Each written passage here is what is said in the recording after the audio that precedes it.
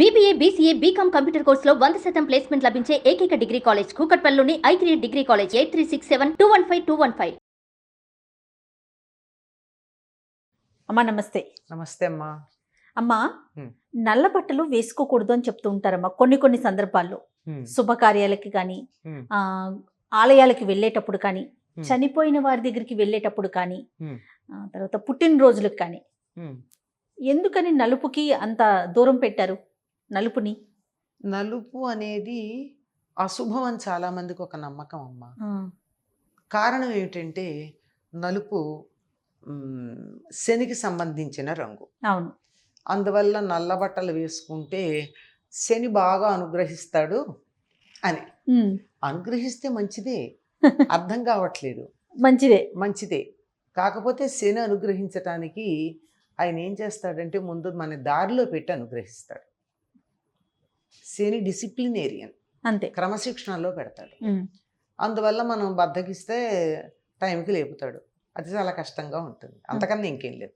అయితే రంగుల లెక్క గనక వచ్చి చూసినట్టయితే అసలైన ఒరిజినల్ రంగు ఏదయ్యా అంటే నలుపే. నలుపు నారాయణ స్వరూపం అంటారు నారాయణ కదా. స్వరూపం, నాణ్యమైందని కూడా అంటారు. తెలుపు అన్ని రంగుల యొక్క కలయిక. నలుపుని కానీ నల్ల రంగుని కానీ మీరు గాజు పట్టకం గుండా ప్రసరింపచేస్తే ఏమీ రాదు. అదే ఒక తెల్లని సూర్యకిరణాన్ని గాజు పట్టకం గుండా గనక పంపించినట్టయితే 7 రంగులు వస్తాయి. 7 మనం గుర్తించగలిగిన రంగులు. నిజానికి అన్ని రంగులు దాంట్లో ఉన్నాయి. అందువల్ల సహజమైన రంగు కాదు. కనుక తెలుపుని మనం మెయింటైన్ చేయడం చాలా కష్టం అండి, తెల్లని బట్టలు కట్టుకుంటే. అవును. పైగా అన్నీ తెలుపే అంటాం కానీ ఏ తెలుపు కూడా ఒక తెలుపుతో మరో తెలుపు కలిసి ఉండదు. కరెక్ట్ అమ్మ ఇది కదా. అవును. అలా ఎందుకు ఉంటుంది అంటే ఇన్ని రంగుల యొక్క సృష్టిలో ఉన్న రంగులన్నీ కలిస్తే ఉండేటటువంటి రంగు తెలుపు. అందువల్ల ఈ కలయికల్లో కొంచెం ఎక్కువ తక్కువలు ఏమన్నా ఉంటే ఆ ఛాయ కనపడుతూ ఉంటుంది. కొంచెం బ్లూయిష్ గాను, పర్పులిష్ గాను, అలా దాంట్లో నుంచి. కానీ నలుపు స్వచ్ఛమైనటువంటిది. అన్నీ కూడా అన్ని రంగులు దాని నుంచే వచ్చాయని చెప్తూ ఉంటారు.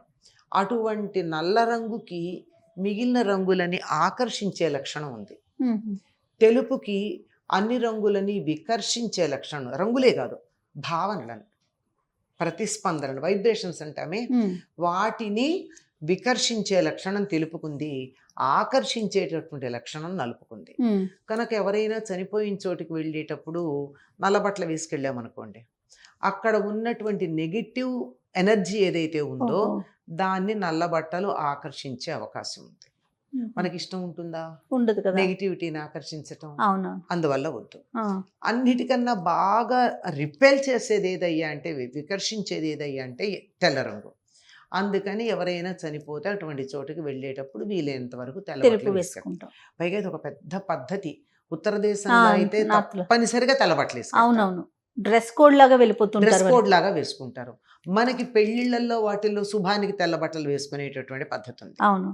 అక్కడ కూడా తెలుపు అంటే ప్యూర్ తెలుపు కాకుండా కొంచెం ఆఫ్ వైట్ లాగా అట్లాంటిది వేసుకుంటారు.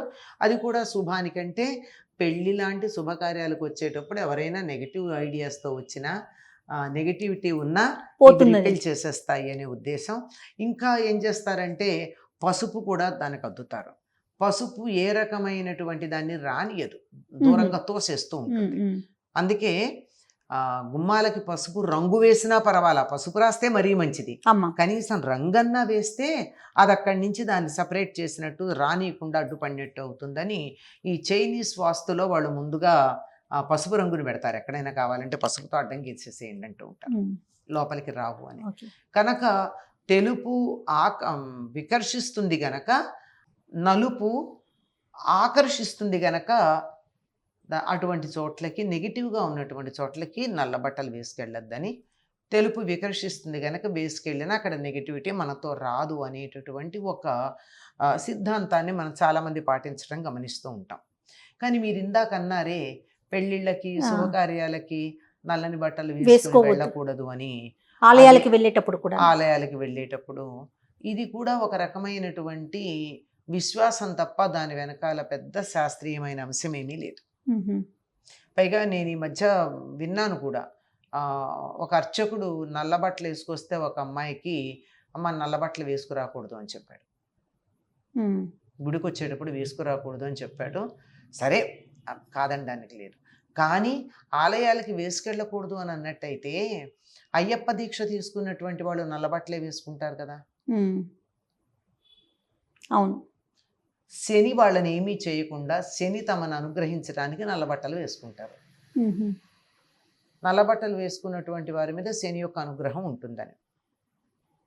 కానీ శని అనుగ్రహం ఏం చేస్తాడు, మనని దారిలో పెడతాడు, తప్పుదారిని వెళ్లకుండా. దీనికోసం భయపడేవాళ్ళు ఎందుకన్నా శని మన వంక చూస్తాడేమో, మనం తప్పు చేస్తే మన ఏమన్నా శిక్షిస్తాడేమో, శిక్షించటం అంటే అక్కడ శిక్షణ ట్రైనింగ్ ఇస్తాడేమో, దారిలో పెడతాడేమో, ఎందుకు వచ్చింది శని చూపే మన మీద పడకుండా ఉంటే చాలని భయపడి నల్లబట్టలు వేసుకోకూడదు అంటారు. అంతేగాని శాస్త్రీయమైన నాకు తెలిసి నల్లబట్టలు వేసుకోకూడదని అక్కడ చెప్పినట్టుగా నేను చూడలే. ఇది ఆచారంగా వస్తోంది. ఈ ఆచారం కూడా ఉత్తర దేశంలో వాళ్ళు తెల్ల బట్టలు వేసుకుని ఎవరైనా చనిపోతే వెళ్ళే పద్ధతి కనపడుతోంది, కానీ మనకి దక్షిణ దేశంలో అట్లాంటి నియమం లేదు. ఎవరైనా చనిపోతే నల్ల బట్టలు వేసుకురాకూడదని ఎవరూ చెప్పలేదు. ఎవరన్నా చెప్పారా? లేదు, ఎప్పుడు వినలా మనం. అయితే కొంతమంది మాట్లాడుతూ ఉంటే ఈ రంగుల మీద వాటి మీద పరిశోధనలు చేసినటువంటి వాళ్ళు చెప్పేటటువంటి మాట, ఆకర్షణ వికర్షణ ఇవన్నీ వాళ్ళు అనలైజ్ చేసి ఇది మంచి ఇది చెడు అని చెప్తూ ఉంటారు. ఇంకో మాట,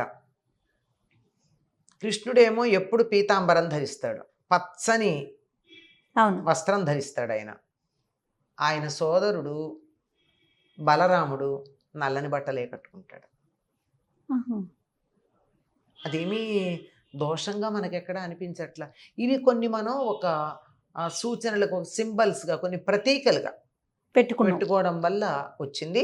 అయితే ఈ మధ్య కాలంలో కొంతమంది రంగులు, వాటికి ఉన్న లక్షణాలు, ఆ రంగుకుండే వేవ్ లెంగ్త్ వల్ల, అంతే కదా, రంగులు వేవ్ లెంగ్త్ వల్లే కదా, ఆ కిరణాలకు ఉండే వేవ్ లెంగ్త్ వల్ల రంగులు మారుతాయి. వాటిని బట్టి పరిశోధనలు చేసి చెప్పినటువంటి మాట.